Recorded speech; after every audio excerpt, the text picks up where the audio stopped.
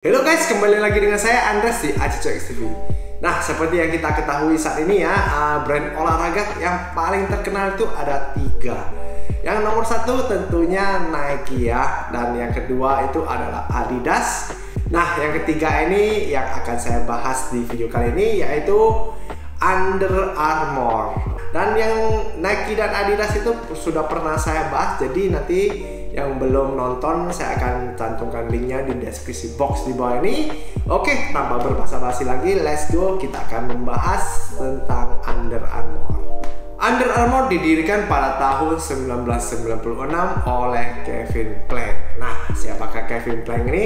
Pasti banyak dari kita yang belum pernah dengar namanya sama sekali ya.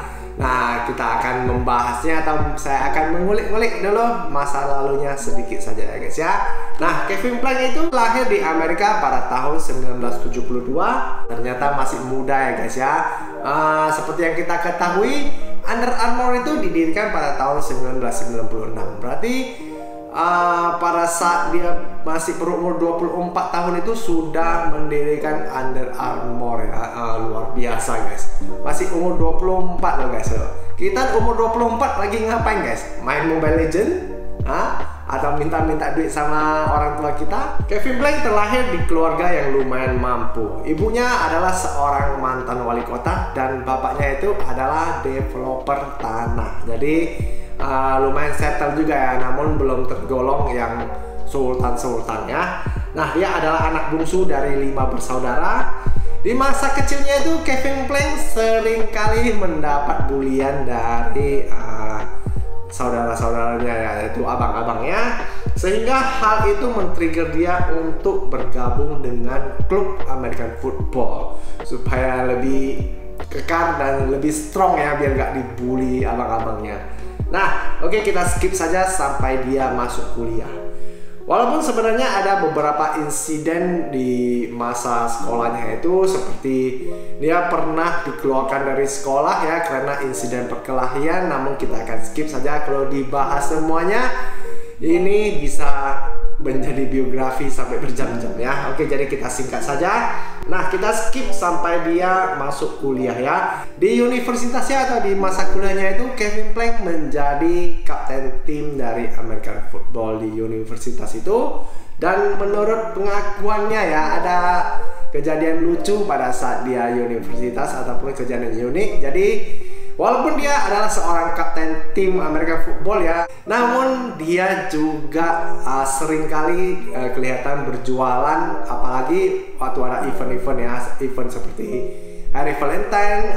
Kevin Plank akan menjual coklat, bunga, baju couple, yang penting apapun yang bisa laku di hari tersebut ya.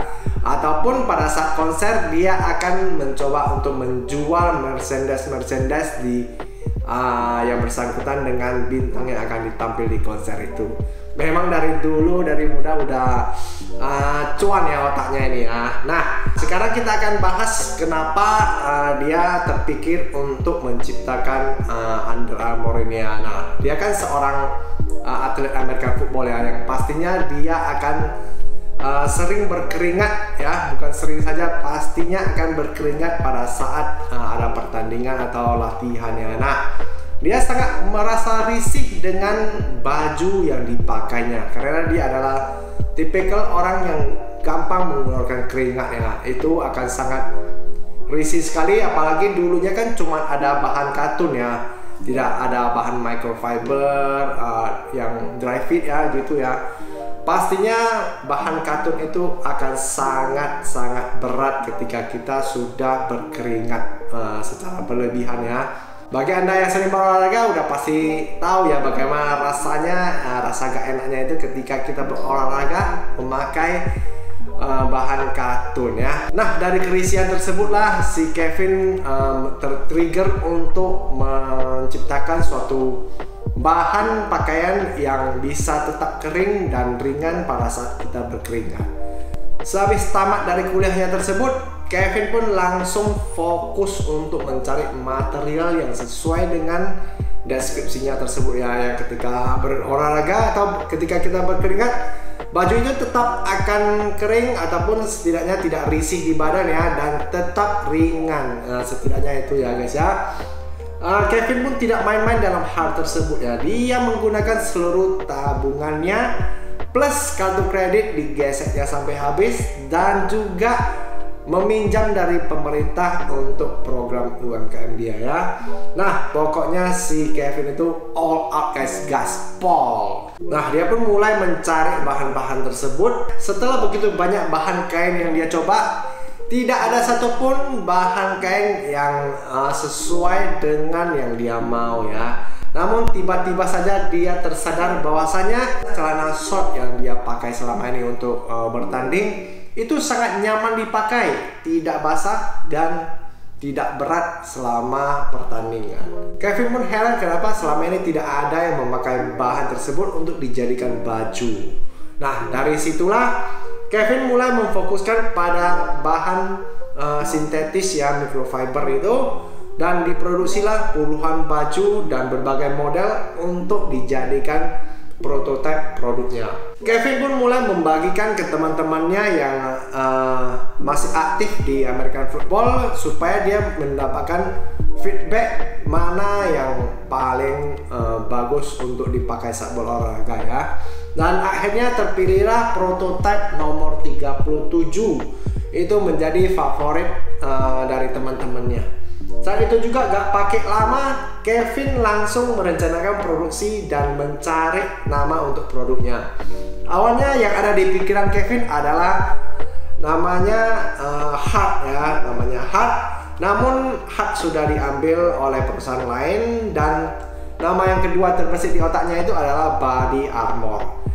Nah, si Body Armor ini pun sudah terregistrasi ya ternyata ya. Maka dari itu dia tidak bisa memakai kedua nama tersebut. Nah, di saat otaknya buntu memikirkan nama untuk produknya, ada hal yang tak terduga yang membuat dia mendapatkan insight untuk nama produknya ya.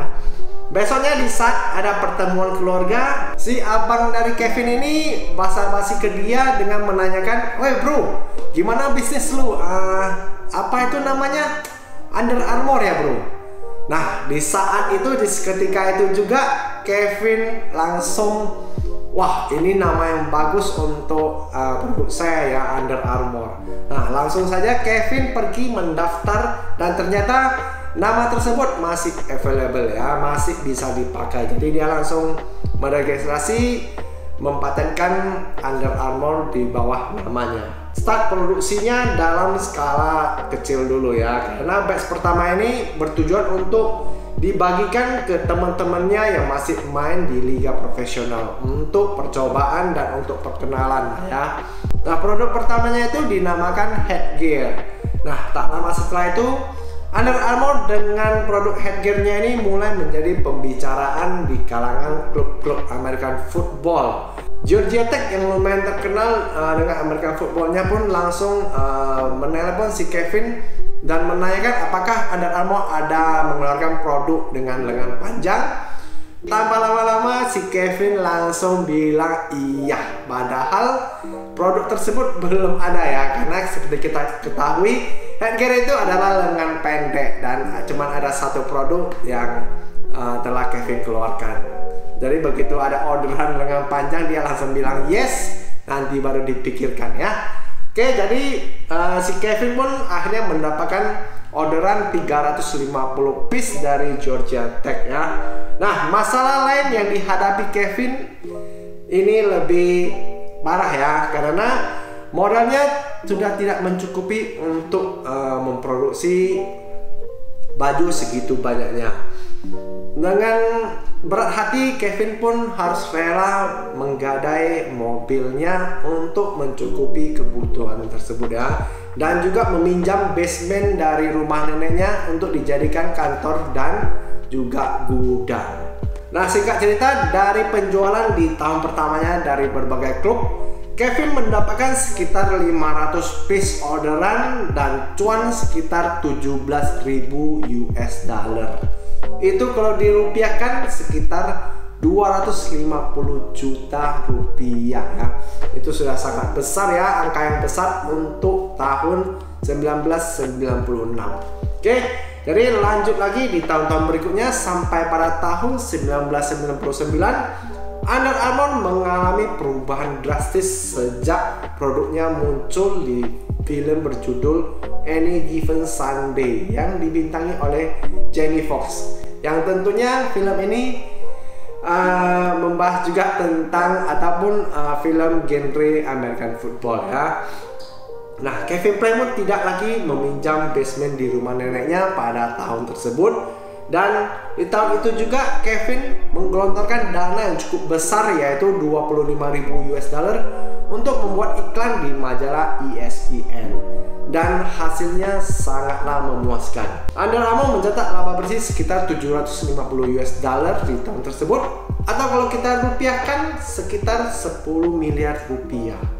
Mantap bener ya, cuan besar ya. Under Armour pun meneruskan sepak terjangnya dengan menjadi baju official dari turnamen MLB, NFL, NHL, NCAA, XFL, dan bahkan tim panahan Olimpiade Amerika Serikat pun menggunakan baju Under Armour. Nah, hal tersebut pun membuat perusahaan besar seperti Nike, Adidas, dan Reebok pun mulai ketar-ketir ya. Namun ada celah di balik apa yang dilakukan Kevin Plank ya, ataupun blunder dari Kevin Plank. Produk-produknya semua itu tidak dihak patenkan ya, jadi orang berhak untuk meniru produknya karena itu tidak terdaftar di hak paten. Melihat hal itu, Nike dan Reebok pun mencuri idenya ya, dan berhasil mencuri kontrak dari NFL dan MLB. Reebok mendapatkan NFL dan Nike mendapatkan MLB. Hal itu menjadikan persaingan sengit di antara merek-merek besar tersebut ya. Nah, persaingan pun terus memanas mulai sejak saat itu. Di tahun 2005, Under Armour pun memutuskan untuk go public dengan melepas sahamnya seharga $13 per lembarnya. Harga saham Under Armour pun melesat begitu tinggi di hari pertamanya itu ya, dari harga $13 menjadi $31. Nah, di tahun 2006 Under Armour memasuki segmen sepatu untuk pertama kalinya, yaitu dia membuat sepatu untuk American football. Kalau dibicara zaman now sih, sekarang Under Armour sudah membuat segala sepatu ya, ada untuk nge-gym, untuk basket, untuk sepak bola, untuk running ya, semuanya sudah lengkap. Terus di tahun 2007, Under Armour membuka toko retail pertamanya di Annapolis, Maryland. Nah, seperti yang kita ketahui sekarang ini Under Armour sudah ada di mana-mana ya guys ya. Sudah ada di seluruh penjuru dunia. Kita sampai di negara mana saja ada outletnya atau ada retail store-nya ya. Oke, jadi sudah begitu terkenalnya Under Armour sekarang ini, apalagi ambasador yang direkrutnya itu terkenal banget seperti Dwayne Johnson ya, The Rock, dan di Indonesia aja ada seperti Deddy Corbuzier ya. Banyak sekali bintang-bintang terkenal yang direkrut untuk dijadikan brand ambasadornya Under Armour. So, video ini sampai di sini saja ya. Semoga video ini bermanfaat untuk Anda semua, dan jika ia bermanfaat, tolong share ke teman-teman sekitar Anda ya. Jangan lupa juga untuk subscribe channel ini dan juga follow saya di Instagram saya yaitu @acicohex. Semoga Anda semua yang di rumah diberkahi kesehatan dan rezeki yang berlimpah. Saya Andres, mohon pamit dulu. Sampai berjumpa di video saya selanjutnya. Bye bye.